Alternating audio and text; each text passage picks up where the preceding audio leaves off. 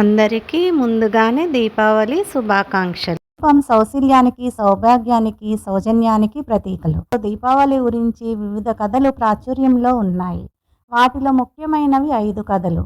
అవి రాముడు అయోధ్యకు తిరిగి రావడం, లక్ష్మీదేవి ఆవిర్భావం, మహాభారతంలో పాండవులు వారి అజ్ఞాతవాసం నుండి ఇంటికి రావడం, సత్యభామ శ్రీకృష్ణులు నరకాసుని సంహరించడం, కాళికాదేవి రక్తబీజుడి యొక్క భీకర యుద్ధం. ఇహ వీడియోలోకి వెళ్దాము.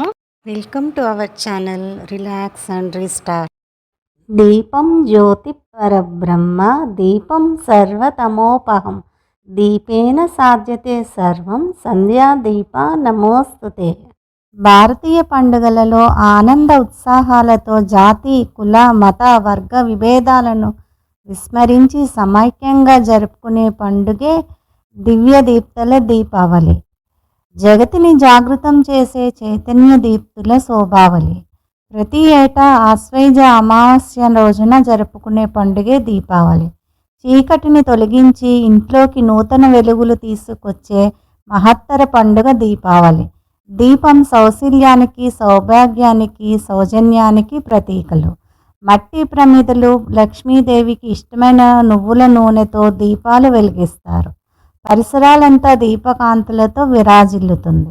దీపావళి పండుగ అనగానే అందరికీ ముందుగా గుర్తుకు వచ్చేది దీపాలు, మిఠాయిలు, టపాసులు.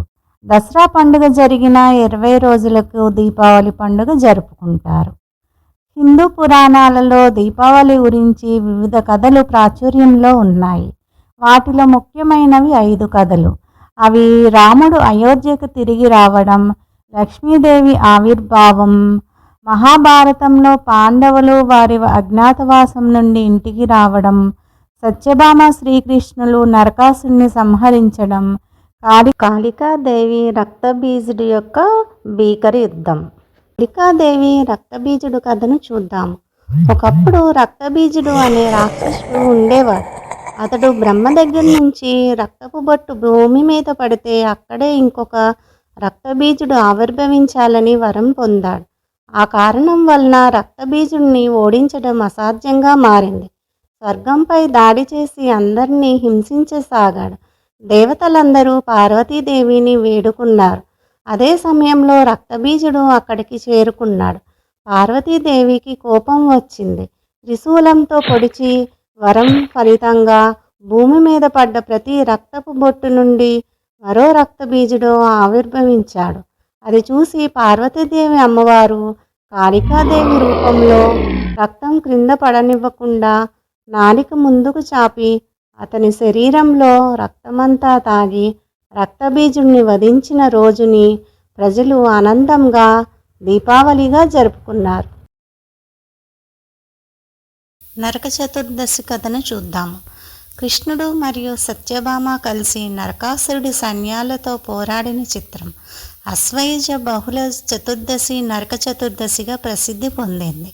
నరకాసురుడు అనే రాక్షసుడు చెలరేగి సాధుజనాలను పీడిస్తూ దేవలోకాలలో సంక్షోభాన్ని కలిగిస్తూ ఉంటాడు.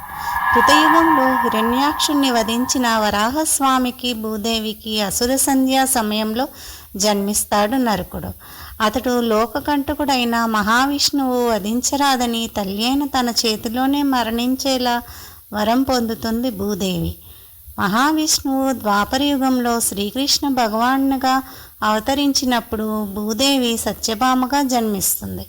అప్పటికి నరకాసురుడు లోకకంటకుడై చేస్తున్న అధర్మ కృత్యాలను అరికట్టడానికి సత్యభామ సమేతంగా తరలి వెళ్తాడు శ్రీకృష్ణుడు.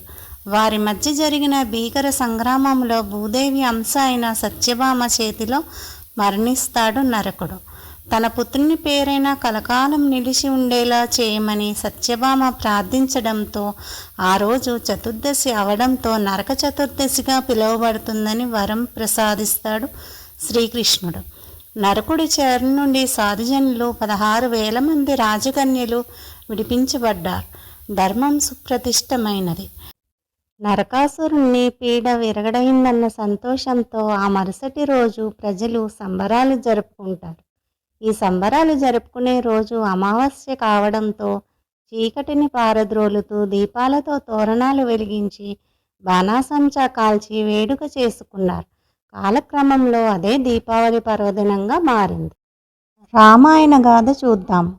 రాముడు తన భార్య సీత, సోదరుడు లక్ష్మణుడితో కలిసి 14 సంవత్సరాల పాటు అయోధ్య రాజ్యం నుండి వనవాసానికి వెడతారు. అక్కడ సీతను రాక్షసరాజు రావణుడు అపహరిస్తాడు. శ్రీరాముడు సీత కోసం లంకకు వెళ్ళి రావణుని ఓడించి సతీ సమేతంగా అయోధ్యకు తిరిగి వస్తారు. ఆ రోజు అమావాస్య కావడంతో చీకటిని పారద్రోలుతూ దీపాలు వెలిగించి ప్రజలు రాముడిని స్వాగతిస్తారు. రాముని రాకను ఆనందోత్సవాల మధ్య దీపావళిగా జరుపుకున్నారని రామాయణం చెప్తుంది. ఆ రోజు నుండి చెడుపై మంచి విజయాన్ని ప్రకటించడానికి ఈ పండుగను ఇప్పటికీ జరుపుకుంటారు. లక్ష్మీదేవి ఆవిర్భావం కథను చూద్దాము. పూర్వము దూర్వాసుడు అనే మహర్షి ఇంద్రుడు ఆతిథ్యానికి మెచ్చి ఒక హారాన్ని బహుమతిగా ఇస్తాడు. ఆ హారాన్ని ఇంద్రుడు స్వీకరించకుండా ఐరావతం మెడలో వేస్తాడు. ఐరావతం ఆ హారాన్ని కాలితో తొక్కివేస్తుంది. అది చూసిన ఋషి కోపంతో ఇంద్రుడి సంపదలు అన్నీ పోతాయని శపిస్తాడు. ఇంద్రుడు బుద్ధి తెచ్చుకుని శాప విమోచనంకు వేడగా శాపాన్ని అనుభవించక తప్పదని, అయితే విష్ణుమూర్తి కృపతో పూర్వవైభవాన్ని పొందడం జరుగుతుందని చెప్పాడు. బలి నాయకత్వంలో రాక్షసులు అమరావతి పైన దండెత్తి ఇంద్రుణ్ణి తరిమి కొడతారు.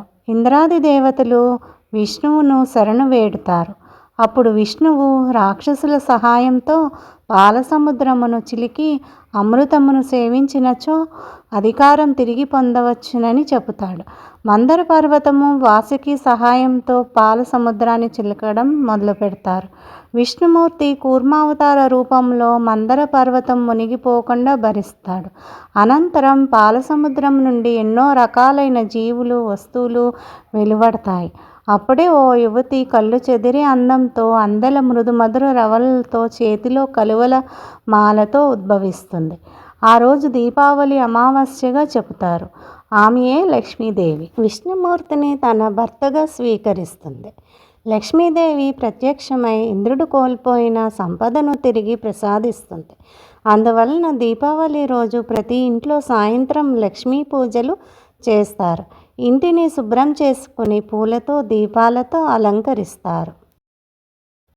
దీపావళికి సంబంధించి మరొక కథ కూడా ప్రాచుర్యంలో ఉంది.